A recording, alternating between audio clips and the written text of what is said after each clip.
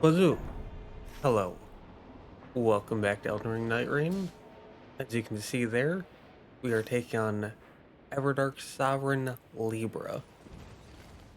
And this is right around the time that they went away for the first time.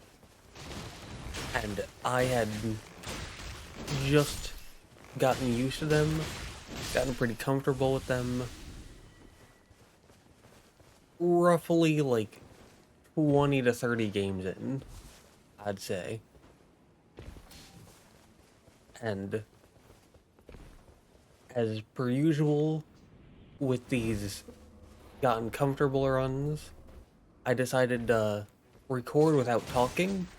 That way I could focus purely on the game, and am now doing a voiceover after the fact to explain my decision making.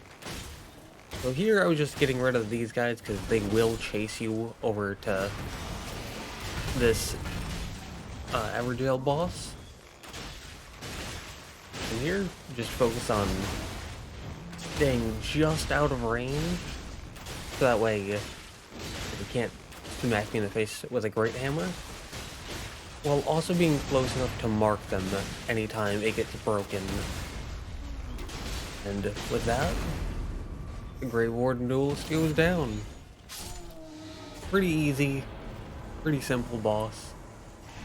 I don't care about FP as Iron Eye, so that is a free 10k runes. Just checking the map to see if there's anything that I care about. And as you can see, we're running double Iron Eye, so not as important for me to hit the mark specifically.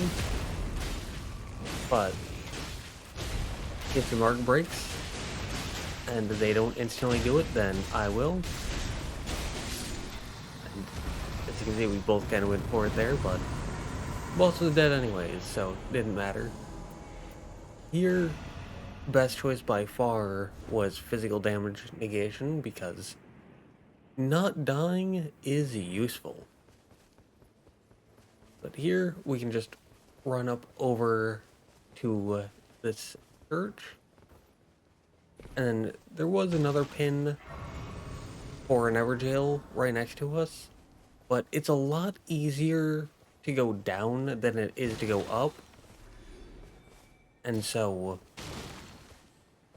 if you can easily make it up, you want to go there first. Here, I heard that. So, got that. Faithful's Canvas. Not useful, but I decided to pick it up, and then I could drop it to the team just in case one of them wanted it. I didn't think they would, but just in case. So here, Crucible Knight. They don't have a shield, so pretty simple stuff.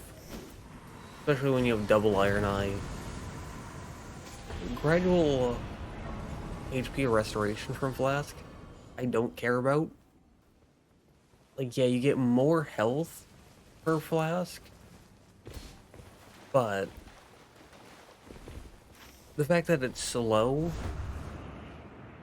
and keep in mind that this was before Deep of Night, this was before it got a little buff, so I just really didn't see it as worth it.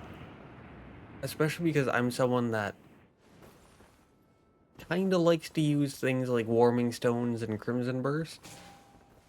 Meaning I have those as an overtime heal. Which makes me want the Flask as an instant heal even more. Here, there were some Night Invaders. So, pop the ult because a problem that I have is I don't use my ult enough, and I figured this is a pretty good time to use it. So, we get the two of them. I decided to pick up a Wilder's Greatsword +2. Decided to get myself a better bow. And Now we can head off to the boss. Decided to check the map just to see if we had enough time, or if the circle would push us out. It seemed to me like we had enough time, so I went for it. And thankfully, Iron Eye with a bow can just stun lock these Elven Orc archers. As long as you have the stamina, they can just never attack you. And that is extremely useful.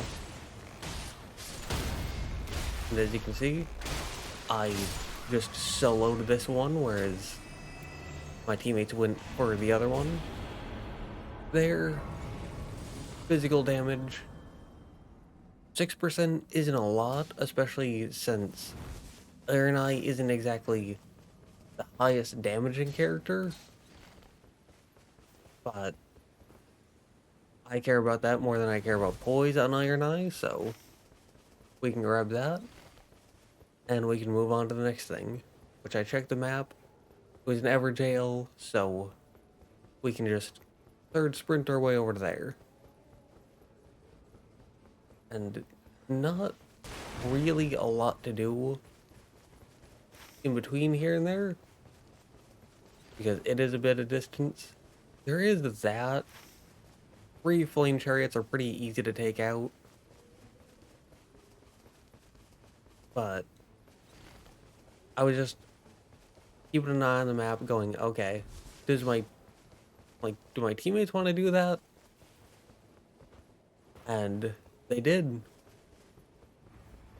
So we can run over there. I saw the 2 of them going for that one. And I'm of the personal belief that if a teammate is going for one, you can just ignore it and just go for a different one.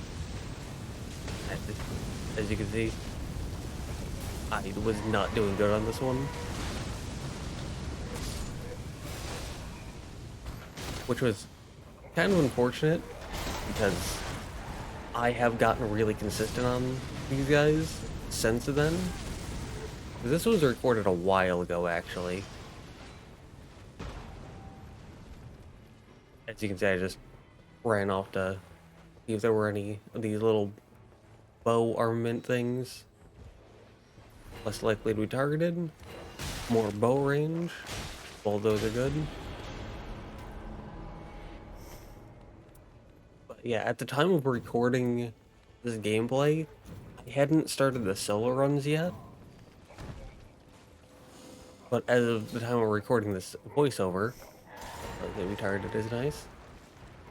But since the time of recording this voiceover, I've gotten a bit into the solo runs, where I'm trying to beat every Nightlord as every character, both as just like a random expedition, like these are, but also solo. And those solo expeditions made me get pretty consistent at those flame chariots. Here, Omen, basic enemy, got smacked because I didn't respect him. And I figured we're already level 8 on day 1, so stamina recovery speed would be better. And there I was checking something not in the game, which had me standing around for a little bit. But after that, decided to run off. And right down here, we got ourselves a church. Thankfully, the circle didn't swallow it up.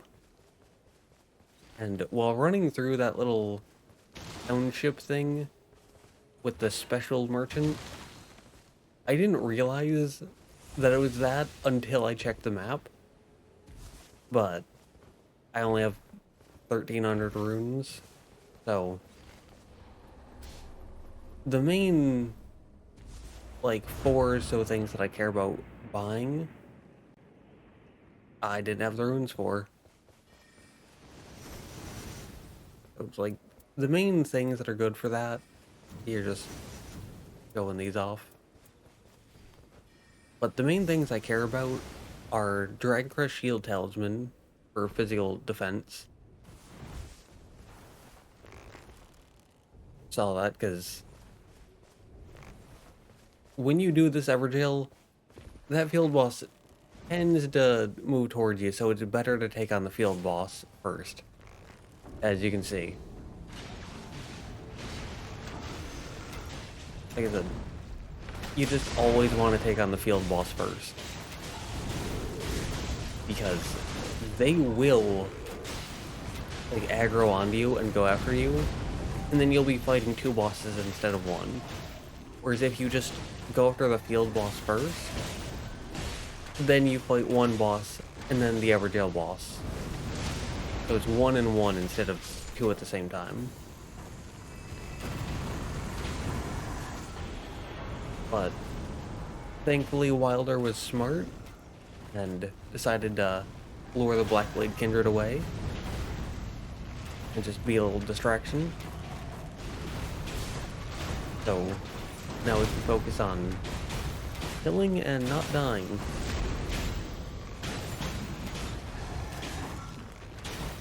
And the rain is coming in, so we gotta be kind of fast.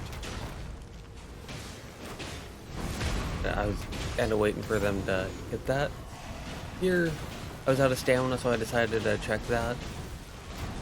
Bows can't really do successive attacks in this game. For some reason, they just, like, don't count. So I went with the runes. And here, just getting some extra pocket change. But back to what I was saying with the special merchant. Dragon Crest Shield Talisman for physical defense. Erdtree's Favor for health and stamina. A Smithing Stone 2. That way you don't have to hit the mines, tunnels, whatever you want to call them. Or so you can upgrade a second weapon, and then Stone Sword Key. Those are the 4 things worth looking at. Unless you're Recluse, in which case Starlight Shards are also good. Here, I figured we're right next to him, why not? Got Dragon Crest. Got some of those because I'm greedy and didn't get a lot from all the other churches. Here, jump up. That way I could hit this. Got another level. Move that to that second slot because it's a lot easier to drop a talisman when it's on the left slot compared to the right slot. So if I have a talisman that I really want to keep, then I put it in the right slot so it's harder to drop. Here, teammate pinned that, so I went there, but I figured we don't have time for this. I just kind of looked at the camera like, what are these guys doing? We don't have time. So, I appreciate the ambition. Ambition. English is a difficult language. But it's important to balance ambition with realism. And if you don't value ambition, then you're gonna walk into this night 1 fight at like level 6 or 7. But if you don't value realism, you're going to be walking into this fight down a level because you died. Or with no flasks. So, it's important to keep that balance. But here, Royal Revenant, it's great if you have someone with a heal spell, but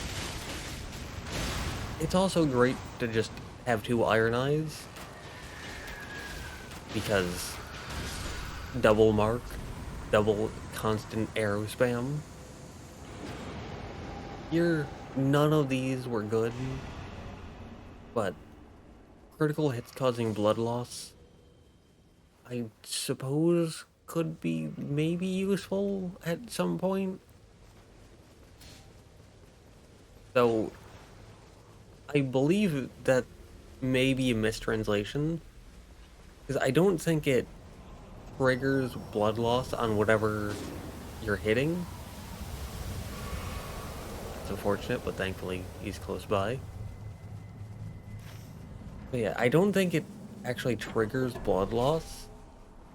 I think that it just applies like a blood grease to your weapon.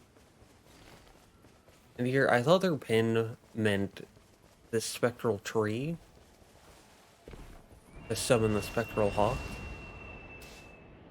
which would make a lot of sense because it brings you right down to that church and then you can head into Noklateo. But nope, they went for the special little township with the merchant. And I was considering dropping down into there while I wait for them. Then I went, oh wait, I could hit a tunnel while I'm waiting for them. That is another option. I legitimately could do that. Here, just checking these. Saw that. Saw that they pinned an Everjail, but I don't have any stone sword keys to open that up. So I was gonna go for the tunnel, but while looking at the map, I saw that they were very close. And so I figured, alright, better to just go and wait for them at the Everjail, because that'll mean waiting a little bit. But if I went for the tunnel, then the boss would probably be dead by the time I get up to it. So, need to stand around and wait for a little bit, but not too long because Surge Sprint is very quick. So here, they open it up. We got 2 of these Stone Skin Lords. Thankfully, my mark was able to hit both of them. And I decided to focus on one until I broke their mark. Then I would focus on the other one to break their mark. And with that, they very quickly went down. Went with the 10k because Iron Eye is not a stance-breaking character. That's just... like, outside of solo, you just don't stance break anything. So, not worth going for. But 10k is useful. Because I might not hit level 15, or even if I do, there's still a merchant on, and I can buy stuff. Here, marked them. I know that tail attack, but I also know how to just outrange it. Here, broke the mark, so ran up to mark him again. Like I said, knowing the timing for attacks is good, but knowing how to just use positioning to outrange the attacks is even better. Here, got very close because I underestimated that. And thankfully the other Iron Eye marked the boss, so I didn't have to run in and I could just keep shooting. And with that, the dragon died. Here, none of these looked good, but 20% more for attack finishers. Figured we could drop that. Yeah, I was waiting to see if they wanted to go into the tunnel or not. Because if they wanted to go into the tunnel, great. That's a Smith and Stone too. If not, I didn't want to make them feel like they had to follow me in. or have them go into Noklateo and then have me lag behind. I didn't want to put my team in that position because I generally don't like being a bad teammate. So, is that? Your team decided to go left. Now, in the beginning, I was very much in favor of going left. Now, I definitely see why people enjoy going right. The more thorough run, you get more bosses, you get more of those, like, purple boss orb rewards. And you can do a complete circle where everything you hit going on, like, if you go to the right, you'll hit some things that you don't hit when going to the left, but you also hit everything that you would going to the left.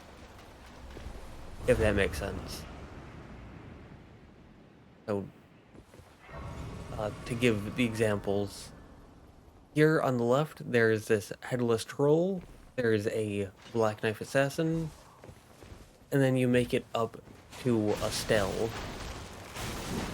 And then that's kind of it. You can also hit the Dragon King soldier on your way out. So you do like a half circle. Whereas if you go to the right, you can hit a bunch of things. And then after hitting a stell, assuming you have time, you can go down here, hit the black knife and the headless troll as well. So, the right is a far more complete path, it gets you a lot more rewards. But because of that, it takes longer. And so, it just becomes a thing of,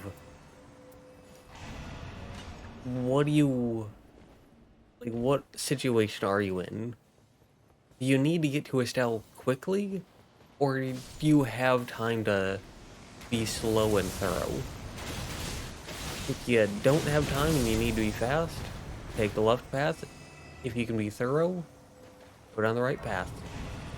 Improved flask HP restoration. Absolute S tier bonus you can get, so picked that up and continued on. I was kind of hoping for like the Erd Tree bow, or the black bow, or the pulley bow. So just any of the purple ones, since they have higher damage. Here, just staying out of range of their attacks.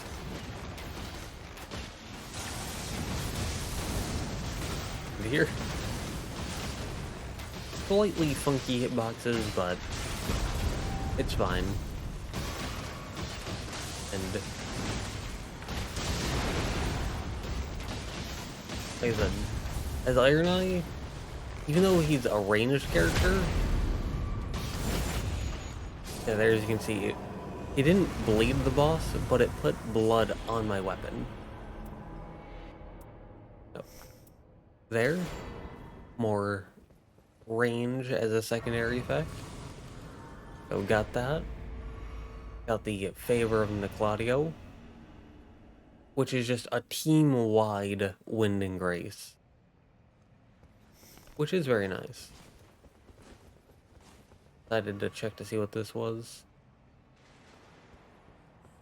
Along with that, neither of them were worth dropping any of my current weapons, so we could just move on. Here, figured there's two things that we have the potential to hit. But, moving on, as I went to go say before, I understand that Iron Eye is quote-unquote a ranged character because he has the bow, but because of the marking skill, I personally play him pretty close range. There, I just missed that. He like misjudged the movement.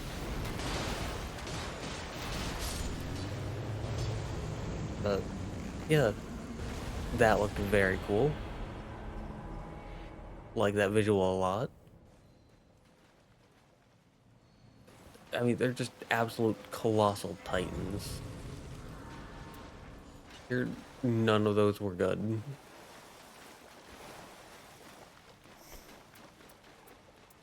Here, more damage is good. And I know that I should have dropped Wild Earth's Greatsword, but it's just such a good-looking greatsword. It just looks so good. And greatswords are my favorite weapon class. Decided to get that. And I figured we have time to look at these. Like, yeah, it would be better to just go after Loretta. But we're level 14. The max level is 15. That requires 75k. We have 89. I decided to buy those. Just because I can. Why not? And I figured the team isn't going for Loretta, so I won't either. But up to this point, I had never just run around here and looked around. Someone had shown me a good path to the left, someone had shown me a good path for the right, and I just followed those two good paths and never spent any time just casually walking around. And I didn't look around too much there. That was an ambitious spin, which I probably don't have the time to do. But I have looked around there casually a bit more since this run. And they're like spectral pumpkin heads. They're really cool. You decided to just pop that. Because plenty of runes. Because I may or may not have a slight addiction to getting runes. They're very good. Here, Wendigo marked them, but saw they were already marked, so I stopped and started putting some arrows into them until we broke it. And Wendigo marked them again, but it was still on cooldown. Here, Bird Tree Bow. Very nice. Very happy to see that. As it gives us a nice damage boost. There. I said it was ambitious. Probably can't do it, but double Iron Eye. So there's that.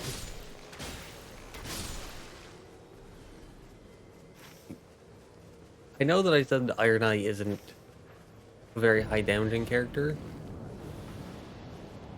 but he does put out very consistent damage because he doesn't have to like constantly dodge attacks. And so because he doesn't have to constantly dodge attacks, and because he can sit at range, he can put in very, very consistent damage. And then once you have two Iron Eyes, that consistent damage really adds up. And yeah, that was a very ambitious spin that we didn't have time for. There you can see him running off and killing some enemies. Remember, this was before the Deep of Night update. So there was no like significantly heightened damage from the rain after Night 2. So units could do that. We were still in that blissful era of extremely high damage.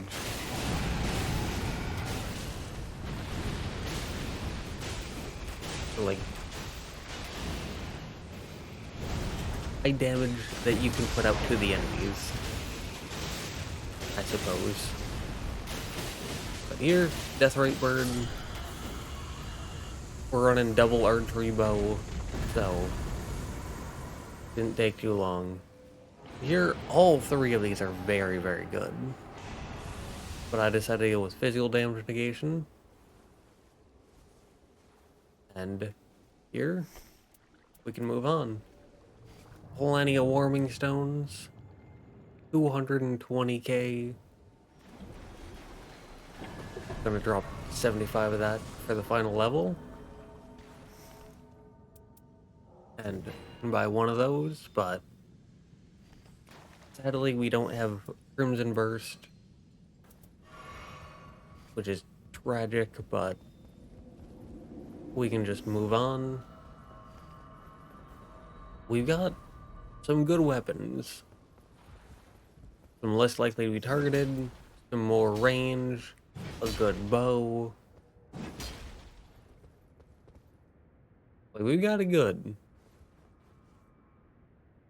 And here, we can make our way into the Nightlord fight. And here, just kind of showing off what I've got, so you can see.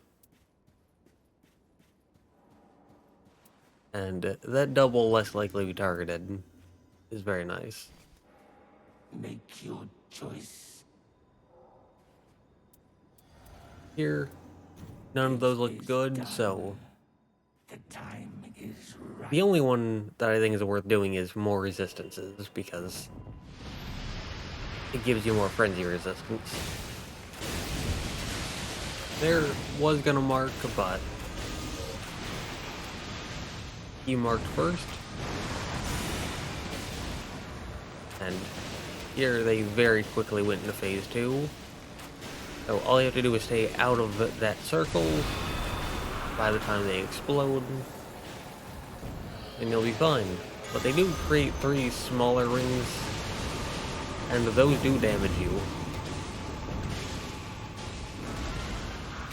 And here we got Frenzy, so when enemies damage you, you build up Frenzy. When you damage enemies, they build up Frenzy. And my focus was just very much on the boss. I just wanted to focus completely on the boss, not worry about Condemned at all. Now, there was an update, patch, whatever you want to call it, that changed this fight a bit, right around the same time as Deep of Night, that I believe made the boss easier. Again, this is before this. This was when Everdark Libra was about to go away for the first time. So, yeah. As you can see, sometimes it's better to keep your distance. A choice made even easier by the fact that I was standing in a warming stone. And here, just dodge that and keep pelting the boss. And figured I had the opportunity, so I can mark him. Unfortunately got hit by that, decided to heal, because I didn't want to get shot. But got hit again, decided to heal again, just because better safe than sorry. As much as I would have liked to brag about getting through this fight without sipping any flasks, I don't think the potential of that is worth getting myself killed. So, played it safe. We got a victory. And there you go. Double Iron Eye and an easy victory. You'll love to see it.